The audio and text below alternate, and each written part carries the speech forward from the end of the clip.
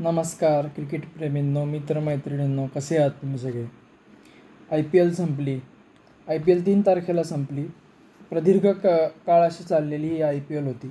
RCB जिंकली. RCBची victory parade झाली आणि त्याच्यामध्ये दुर्दैवाने चेंगराचेंगरीत 11पेक्षा जास्त लोक मृत्युमुखी पावले आणि 50 लोक जखमी झाले. त्यांना सर्वप्रथम मी श्रद्धांजली अर्पण करतो आणि पुन्हा असं होऊ नये अशी आशा करतो.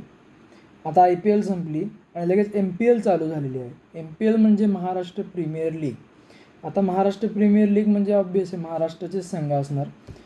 त्यामुळे त्या ह्याच्यात पुण्याच्या महाराष्ट्र क्रिकेट असोसिएशनचं जे स्टेडियम आहे, गहुंजे स्टेडियम, जे पुण्याच्या निसर्ग सानिध्यात वसलेलं एक स्टेडियम आहे. मस्त आधुनिक आर्किटेक्चर आहे त्याचं. अशा स्टेडियमवर सगळे सामने होणार आहेत.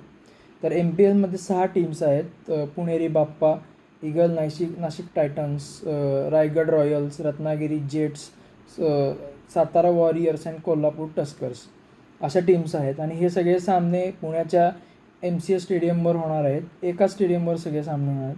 आणि विशेष म्हणजे जे आपले MCAचे अध्यक्ष आहेत महाराष्ट्र क्रिकेट असोसिएशनचे रोहित पवार साहेब, त्यांनी सगळ्या क्रिकेट रसिकांसाठी, रसिक पुणेकरांसाठी एक मेजवानी अशी ठेवलेली आहे की या सामन्यासाठी कुठल्याही प्रकारचं तिकीट नसणार आहे, फ्री असणार आहेत सामने.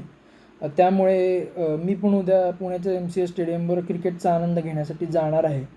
आणि मी सर्व पुणेकरांना आणि सर्व महाराष्ट्रातल्या क्रिकेट रसिकांना विनंती करतो की जास्तीत जास्त संख्येने या सामन्याचा आनंद घ्या आणि आपली उपस्थिती मैदानावर दाखवा, की जेणेकरून स्पॉन्सर्स जे आहेत त्यांनासुद्धा चांगलं वाटेल.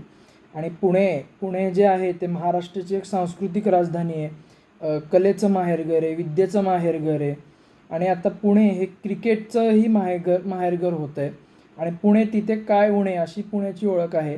त्यामुळे पुण्याची जी संस्कृती आहे, त्यांचे नृत्यकला आहे, गायनकला आहे, जसे असे बरेच कार्यक्रम MCAने आयोजित केलेत तिकडे.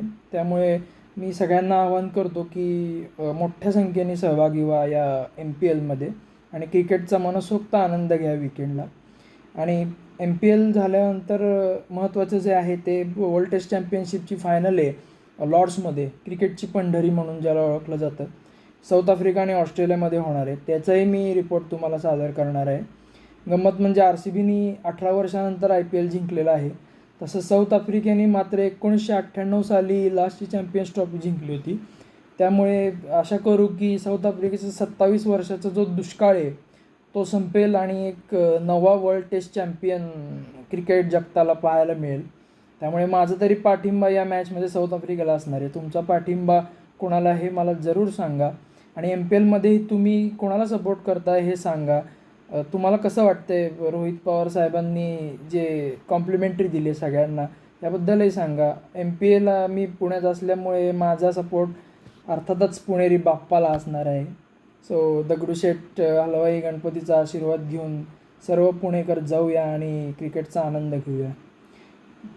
हे जे आहे ते आता आपण भेटू WTC फायनलच्या अगोदर मी रिपोर्ट सादर करणार आहे. तोपर्यंत बाय बाय.